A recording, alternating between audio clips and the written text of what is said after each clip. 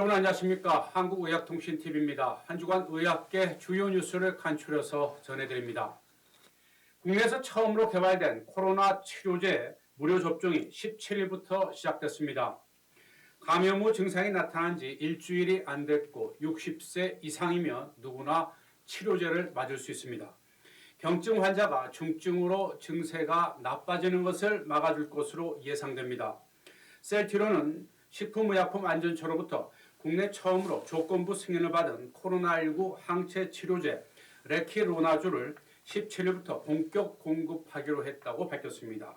치료제는 환자들에게 무료로 제공되며 전국 156개 지정의료기관에서 신청이 가능합니다. 전 세계적으로 코로나19 백신 공급의 불확실성이 커지자 우리 정부가 화이자와 노바백스 백신 총 2,300만 명분을 추가로 확보했습니다.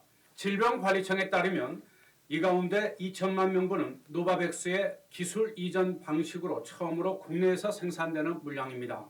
나머지 300만 명분은 화이자와 추가 구매 계약을 맺고 공급 시작 시기를 1분기로 앞당기기로 했습니다. 이로써 우리나라는 총 7,900만 명분의 백신을 확보했고 현재 식약처에서 허가 심사 중인 화이자 백신은 이르면 4월부터 접종이 가능할 전망입니다. 앞서 전해드린 소식과 바로 연결되는 내용입니다. 노바백스의 코로나19 백신 기술을 이전받아서 국내에서 독자적으로 생산하고 판매할 수 있는 권리를 확보한 제약사는 바로 SK바이오사이언스입니다. SK바이오사이언스는 노바백스와 코로나19 백신 기술 이전 계약을 맺고 질병관리청과 2천만 명분 분량의 백신 공급 계약을 완료했다고 밝혔습니다. SK바이오사이언스 측은 백신 개발의 원천 기술을 확보했을 뿐만 아니라 안정적인 백신 공급의 기틀을 마련하게 됐다고 평가하고 있습니다. 지난해 말이었죠. 메디톡스와 이른바 보톡스 분쟁으로 21개월간 미국 수출이 금지된 대웅제약 보톨리눔 톡신 제제 나보타의 미국 시장 판매의 길이 다시 열렸습니다. 미국 수출명은 이 주보죠. 대웅제약에 따르면 15일 미국 연방순회항소법원에 신청한 미국 국제무역위원회 수입 금지 명령에 대한 집행정지 관련 긴급 가처분 신청이 받아들여졌다고 합니다.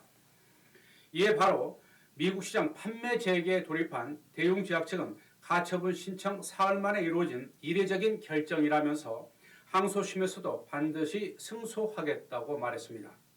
그동안 매출 상위권을 독식해온 전통 제약사들이 주춤한 반면에 지난해 바이오 진단기기 업체들이 폭발적인 성장을 한 것으로 나타났습니다. 작년 매출 1조 원을 넘긴 제약 바이오 업체는 모두 12개사로 2년 사이 2배로 늘어났습니다. 특히 바이오 업체인 삼성바이오로직스와 진단기기 업체 ST바이오센서, 시젠이 새롭게 이름을 올렸습니다. 금융감독원과 제약 바이오업계 자료에 따르면 지난해 매출 1조 원 이상을 달성한 업체는 셀트리온과 셀트리온 헬스케어, 유한양행과 ST바이오센서, GC녹십자와 한국콜마, 광동제약, 종군당, 시젠, 삼성바이오로직스, 한미약품, 대웅제약 등 총 12곳으로 집계됐습니다. 계속해서 관련 소식입니다. 유전자 진단기기 업체인 시젠은 코로나19 확산세가 계속 이어지면서 전년도보다 지난해 매출이 10배가량 폭증한 추정치인데요. 1조 1,880억 원을 기록할 전망입니다. 또 신속 항원 진단키트 개발사인 ST바이오센서도 매출 1조 6천억 원을 돌파하면서 전년도에 비해서 무려 20배가 넘는 폭발적인 성장세를 나타냈습니다. ST바이오센서는 이 같은 성적표를 근거로 지난달 상장 예비심사 신청서를 제출하고 코스피 입성을 바라보고 있습니다. HLB제약이 삼성제약의 향남공장을 420억 원에 인수했습니다. 향남공장은 HLB제약이 운영 중인 남양주 공장의 3배 규모로 HLB그룹이 개발하는 다양한 신약물질의 주요 생산기지가 될 전망입니다. 한편 생산공장을 매각한 93년 전통의 삼성제약은 위탁 생산체제로 전환해 원가를 절감하면서 연구개발에 주력하겠다는 방침입니다. 하지만 업계에서는 경영 개선을 위한 고육지책이라는 분석이 나오고 있습니다.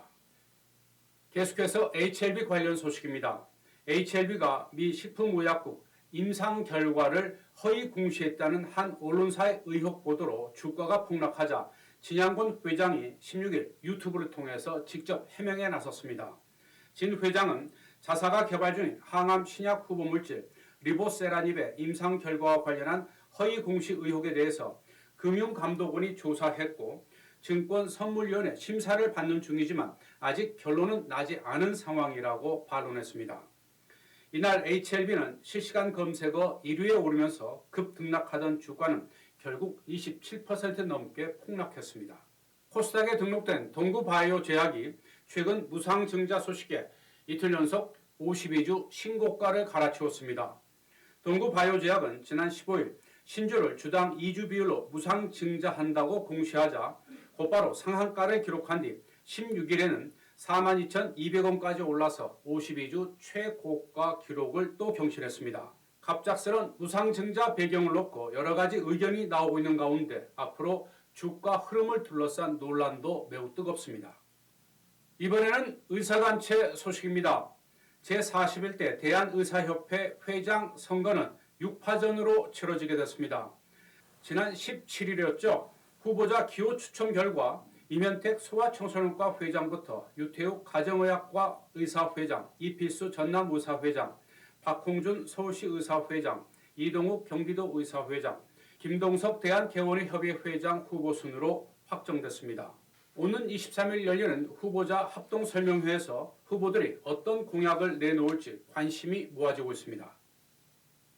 이번에는 약사회 관련 소식입니다. 대한약사회가 건기식 소분 판매에 대해 현 규제 샌드박스를 통한 시범사업 구조에 대해 반대 입장을 분명히 했습니다. 또 개인 맞춤형 건기식 추천 판매에 대한 약국 중심 모델에 대한 논의를 진행할 계획이라고 밝혔습니다. 이 같은 내용은 17일에 열렸던 3차 상임이사회에서 논의됐고요. 약국 중심의 사업 모델은 소분 방식보다 소포장 방식을 지향하기로 해서 앞으로 어떤 모델이 만들어질지 주목됩니다. 네, 계속해서 대한약사회 관련 소식입니다. 대한약사회는 지난 15일이었죠. 한국약학교육협의회에서 37개 약대에 전달한 약대 통합 6년제와 관련된 표준교육과정 공고안에 약사들의 의견이 충분히 반영되지 않았다면서 유감을 표했습니다. 대한약사회는 임상 실무 실습 시간을 크게 줄이는 등 개선 방안이 소극적이라면서 다시 논의할 것을 요청했습니다. 이번에는 서초구 약사회 소식입니다. 서울 서초구 약사회는 상임이사회를 열어서 한약사의 대형약국 인수 문제를 촉발시킨 K약사에 대한 회원 자격을 박탈하고 서울시 약사회와 대한약사회에도 회원 제명을 강력히 요청하기로 했습니다. 서초구 약사회는 한약사의 서초구 대형약국 인수 사태가 진전 국면에 접어든 상황이지만 앞으로도 상황을 예의주시하겠다고 말했습니다. 앞서 코로나19 관련 소식 전해드렸는데요. 설 연휴가 끝나고 사회적 거리두기도 한 단계 완화되면서 다시 코로나19 확산세가 심상치 않습니다. 최근에 가장 우려되는 대목은 변이 바이러스의 지역 확산입니다. 17일 현재 변이 바이러스 발생 국가는 90개국 이상으로 늘었고 국내에서 확인된 건수는 94명으로 2주 만에 74%나 증가했습니다. 아스트라제네카 코로나19 백신이 보건당국의 마지막 품질 검정 절차죠. 국가 출하 승인을 지난 17일 완료했습니다. 이에 따라 정부 계획대로 오는 26일부터 요양병원과 시설 입원자와 종사자를 대상으로 아스트라제네카 백신 접종이 국내에서 처음으로 시작됩니다. 논란이 됐던 65세 이상 고령자에 대한 백신 접종은 5월로 미뤄졌습니다. 이처럼 백신 접종이 코앞으로 다가온 가운데 질병관리청은 접종 후 이상 반응 추적 감시 및 결과 분석을 실시하기로 하고 이 업무를 수행할 위탁업체를 모집하고 있습니다. 또 식품의약품안전처는 코로나 백신과 치료제 효능과 안전성을 신속하고 정확하게 검증하기 위해서 이달 안에 코로나 백신 검정 전담 기구를 만들고 전문 인력 26명을 보강하기로 했습니다. 네, 마지막 소식도 코로나19 관련 소식인데요. 백신 접종을 의무화하는 법안 추진에 반대하는 서명운동이 일부 의료인들의 주도로 시작돼서 논란이 일고 있습니다. 대한면역학회장을 지낸 서울대 명예교수 등 의사 7명과 치과의사 3명, 한의사 9명으로 구성된 가칭 코로나19 백신의 안전성을 우려하는 의료인 연합은 성명서를 내고 강제접종 반대 서명 운동을 시작했습니다. 하지만 성명서의 대부분이 백신의 안전성과 효능이 검증되지 않았다는 지적이어서 오히려 의료인이 직접 나서서 백신의 불신을 조장한다는 비판도 제기되고 있습니다. 지금까지 한 주간 의학계 주요 뉴스를 정리해드렸습니다. 한국의학통신TV에 대한 많은 구독과 관심 그리고 좋아요 부탁드립니다. 여러분 고맙습니다.